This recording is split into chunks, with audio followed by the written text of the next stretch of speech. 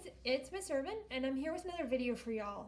Before we get started, I just wanted to remind you that I am recording this on my iPad in my apartment. So please just bear with me if they're a little iffy. But I think I'm still providing y'all with great ideas, great inspiration, and I hope that you will learn something today. So today we're going to talk about watercolor. I left some watercolor sets at the school for kids who wanted to take them home and do stuff if you wanted to. Hopefully some of y'all got them. If not, maybe you have watercolor at home as well. But we're gonna do this really fun, I don't know, I just think it's cool. They look like little monsters.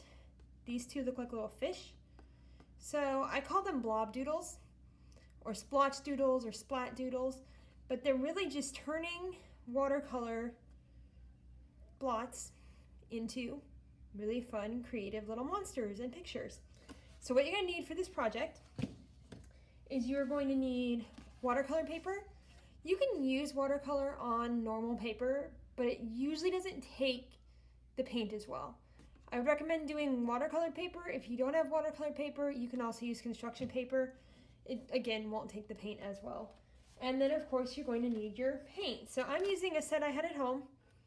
You guys can use any watercolor you have. Make sure you've got some brushes, paper towel to blot off your paint on, and some clean water. So I'm gonna go ahead and post your supply list, and then we will get started. Okay, so I'm gonna teach you guys a new technique that you can actually use for other things besides this project, and this technique is called wet on wet. And wet on wet is exactly what it says. You are putting wet paint onto something that is already wet. In this case, it's going to be a puddle of water. So you're going to take whatever brush you're using and you're going to dip it in some clean water. And then you're going to just put it wherever you want the paint to be. If I was filling a big area, I would fill the big area. But in this case, I'm just filling small. I'm doing a little blotch. You can't really see that on the camera, but trust me, it's there and you'll see it in a second. So I've created a blotch of water. While this is still wet, I'm going to pick a color. I'm going to dip my brush in it, load up some color, then I'm going to touch that color straight to the wet spot. And you guys see what's happening? The paint is taking over that little puddle, and it's also only going where that puddle is at. It's not going anywhere else. I can kind of manipulate it. I can put a second color down. Now, if I decide I want my puddle to be a different shape, I could actually kind of force it to move.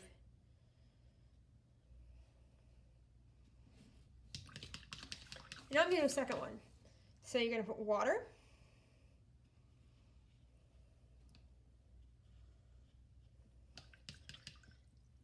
Paint. Make sure you remember where your water's at. Just touch. Whew. That was kind of cool, right? And then maybe I'm going to pick a darker color. I'm going to also put it in here. It kind of looks like a geode. I don't know if you guys know what geodes are. They're like rocks. Those rocks that you cut open and they've got the crystals inside them. That kind of looks like that. It also looks a little bit like a galaxy. Okay, I'm going to go ahead and do one more.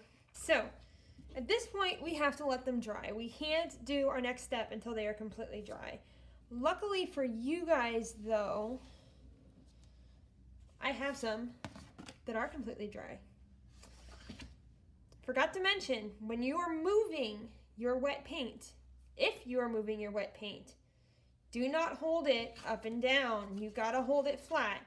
And these things have so much water on them that you gotta be really, really steady if you're moving it. If you're lucky enough to be somewhere where you can just let it dry on its own, that is gonna be your best bet. Okay, did I tell you guys you needed a Sharpie? I have a feeling I didn't, but I'll make sure it gets on my supply list when I type up this video. You're gonna use a Sharpie. Now I think what really accents these is to go in and outline the puddle with a thin black line. So I'm gonna go ahead and do that on this one. Outline that whole shape.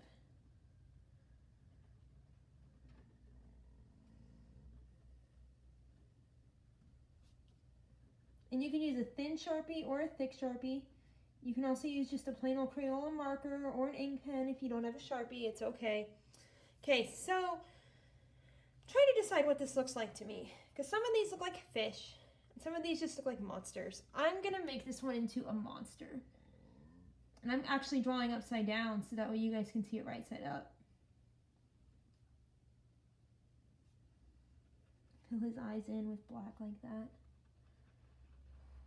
Maybe he's got these big old eyebrows. Let's give this one a nose and a wonky mouth. He's a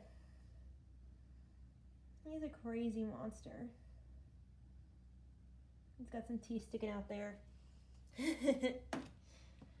Maybe he's got fins or feathers, or maybe that's just fur.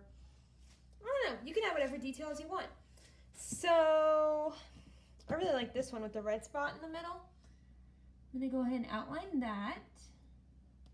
And you guys are welcome to pause if you need to pause, or you're welcome to skip faster if you don't want to watch me slowly outlining all of these creatures. Okay, I'm gonna turn this one. I'm just gonna give the face is just gonna be inside this red spot. Maybe it's happy. But then maybe this, I'm gonna go in and I'm gonna outline this little bit of orange here.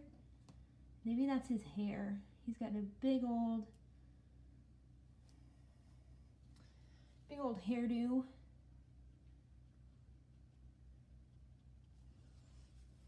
I don't know. It's all right, I guess. So, 3 more. I don't really know what they look like. This one kind of looks like a dog or a buffalo. It's kind of crazy like what splotches can become, because I'm sure that what I see and what you see are not the same. You guys probably saw, oh, who knows what. I'm gonna go ahead and outline this too. And this.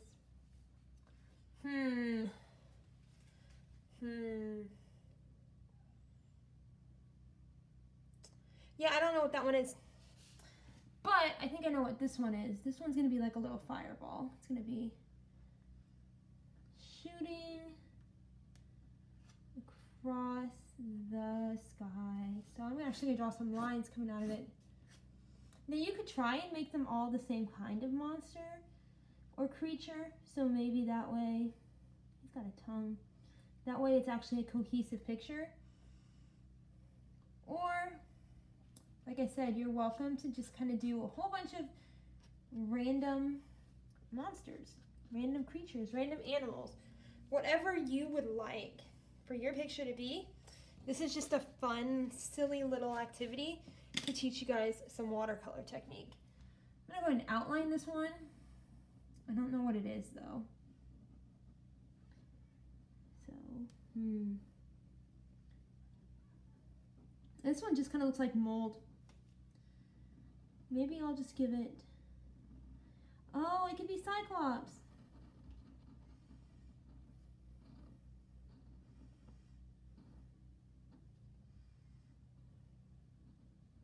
Cyclops, and he's wearing a top hat. And I can even give him arms. Look. So you can add whatever you want to these. Make them creative, make them unique. Maybe you could even add more watercolor. Maybe there's like fire spitting out of this one's back. And this guy's just afraid he's gonna get burned. Oh no, he's getting burned. Don't try this at home, folks. Do not burn your creatures. Maybe this guy's like, yay! Right, shoot across the sky.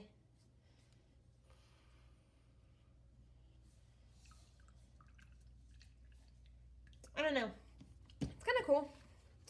So, these are our creatures. I hope you guys learned something fun today. I hope that you know a little bit more about some new watercolor techniques.